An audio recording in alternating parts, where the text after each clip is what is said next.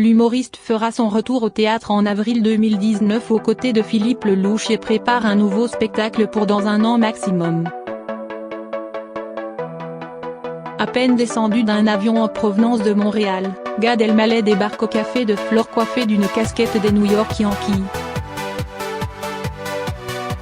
Une pause dans son Dream Tour, spectacle en anglais qu'il joue autour du monde et actuellement aux États-Unis, avant l'Asie, pour retrouver le comédien et metteur en scène Philippe Lelouch, actuellement à l'affiche de la Madeleine avec sa pièce Le temps qui passe. Amis depuis une quinzaine d'années, ils n'avaient jamais travaillé ensemble. Ils seront ensemble en avril au Théâtre de la Madeleine dans l'invitation. Une première pour Lelouch qui n'a joué que cette pièce, un retour sur les planches pour Gad Elmaleh après 20 ans. Qui a lancé cette invitation? Gad Elmaleh.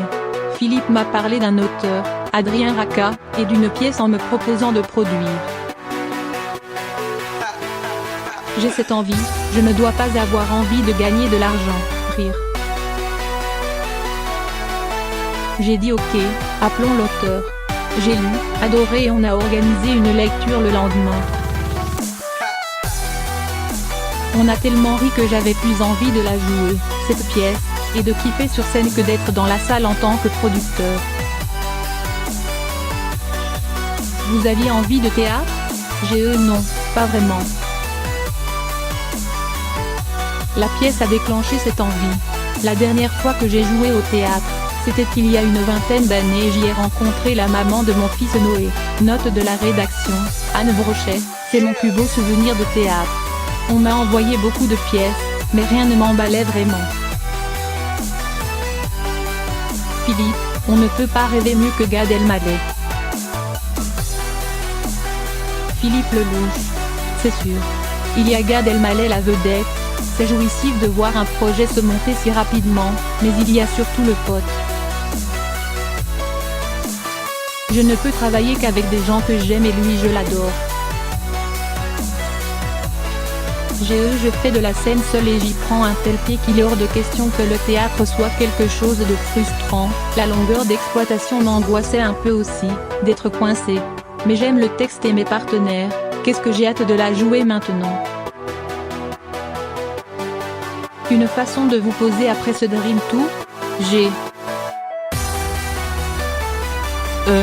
Je vais être en France et pouvoir être un peu plus avec mes enfants, oui.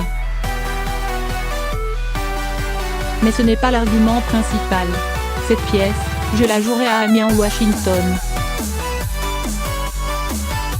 Ce spectacle en anglais, on pourrait le voir en France? Sur Netflix, oui, pas sur scène. Al Pacino a joué en anglais à Paris. Il n'a pas joué, il est monté sur scène. Ce n'est pas la même chose. PL 950 € la place, le joli hold-up. Mais j'adore l'idée, j'adorerais pouvoir faire ça. Il s'agissait de billets meet and greet, il rencontrait les spectateurs après, c'est une pratique peu courante en France. En France, on a le problème avec l'argent que les Américains ont avec le sexe. Aux États-Unis, dès que ça touche au sexe c'est touchy, ici on crie dès qu'on parle d'argent. PL faudrait peut-être le faire, c'est une bonne idée, il y a plein de gens à qui cela ferait réellement plaisir, qui n'osent pas venir vous voir à la fin du spectacle pour vous demander un selfie. Elle aura quelle couleur cette invitation? P.L. Nous sommes 3, des personnages qui n'ont pas de filtre et disent ce qu'ils pensent, mais avec finesse. Ce n'est ni méchant ni vulgaire, Adrien Racah parvient à faire rire sans aucune espèce de vulgarité. Il est radical. Chacun à sa manière et sans pitié, chacun est le pire de ce qu'il peut être.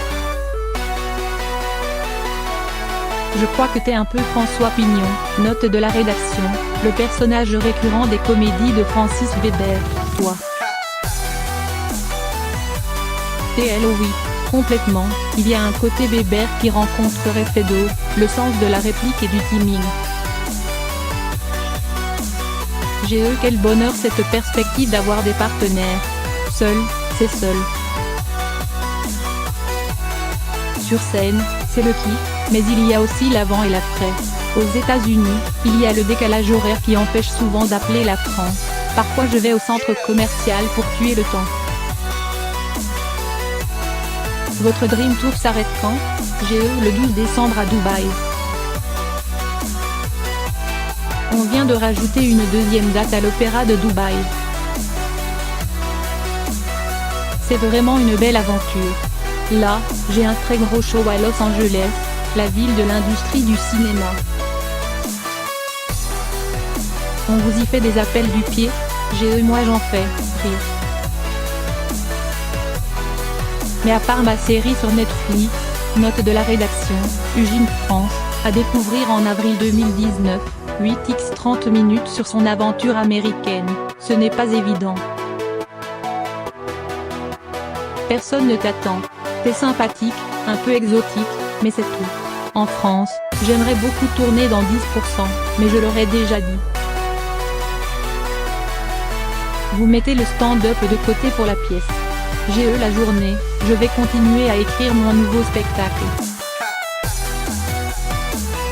De temps en temps, je vais au Paname Café, note de la rédaction, un lieu parisien du stand-up, pour enroder des morceaux. Quand le découvrira-t-on? Dans un an maximum. J'en ai très envie, ce sera très différent. J'aborde des choses plus personnelles avec un ton nouveau, sans être dans la transgression, je serai plus tranché peut-être.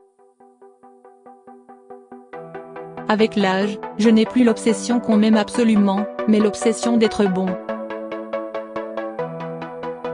Les États-Unis et le côté sharp, efficace, du stand-up, m'influencent peut-être un peu.